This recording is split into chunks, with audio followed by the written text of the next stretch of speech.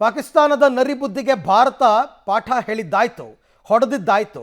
ಈಗ ಬಲೂಚಿಸ್ತಾನದವರು ಈಗ ದೊಡ್ಡ ಮಟ್ಟದಲ್ಲಿ ಪಾಕಿಸ್ತಾನಕ್ಕೆ ಕಾಡೋದಕ್ಕೆ ಶುರು ಮಾಡಿದ್ದಾರೆ. ಪಾಕ್ ಸೈನಿಕರಿದ್ದಂತಹ ವಾಹನವನ್ನ ಬಲೂಚ್ ಲಿಬರೇಷನ್ ಆರ್ಮಿಯವರು ಧ್ವಂಸಗೊಳಿಸಿದ್ದಾರೆ.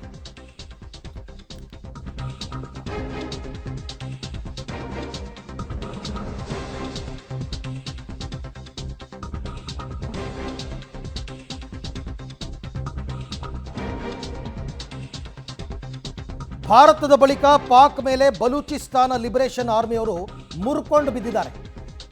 ಅವ್ರನ್ನ ಹೆಂಗಾದರೂ ಇದೇ ಸಂದರ್ಭದಲ್ಲಿ ಹೊಡಿಬೇಕು ಅಂತ ಪ್ಲಾನ್ ಮಾಡ್ತಾ ಇದ್ರು. 14 ಪಾಕಿಸ್ತಾನಿ ಸೈನಿಕರಿದ್ದ ವಾಹನವೊಂದು ಛಿದ್ರವಾಗೋಗಿದೆ. ನೆಲಬಾಂಬನ್ನು ಹುದುಗಿಸಿಟ್ಟು, ಐಡಿಗಳನ್ನು ಹುದುಗಿಸಿಟ್ಟು ರಿಮೋಟ್ ಮುಖಾಂತರ ಸ್ಫೋಟಿಸಿರೋದು. ನಿಮಗೆ ತೋರಿಸ್ತೀವಿ ದೃಶ್ಯವನ್ನು, ಅವರೇ ಶೂಟ್ ಮಾಡಿದ್ದಾರೆ ನೋಡಿ.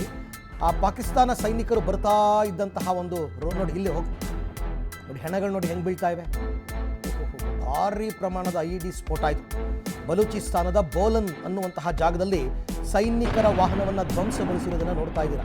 14 ಜನ ಇದ್ದರಂತೆ. 14 ಜನ ಅವರ ದೇಹ ಛಿದ್ರವಾಗಿ ಹೋಗಿದೆ. ಅದು ಬೋಲನ್ ಅಂತಕ್ಕಂಥದ್ದು ಕಡಿದಾದ ರಸ್ತೆಯ ಜಾಗ. ನಿಧಾನಕ್ಕೆ ಹೋಗ್ತಾ ಇತ್ತು ವೆಹಿಕಲ್ಲು. ಪಾಕಿಸ್ತಾನದ ಸೈನಿಕರು 14 ಜನ ಇದ್ದರು. ಐಡಿ ಸ್ಫೋಟ ಮಾಡಿ ರೋಡಲ್ಲಿ ಅದನ್ನು ಹುದುಗಿಸಿಟ್ಟು ಬ್ಲಾಸ್ಟ್ ಮಾಡಿರೋ ದೃಶ್ಯ ಇದು.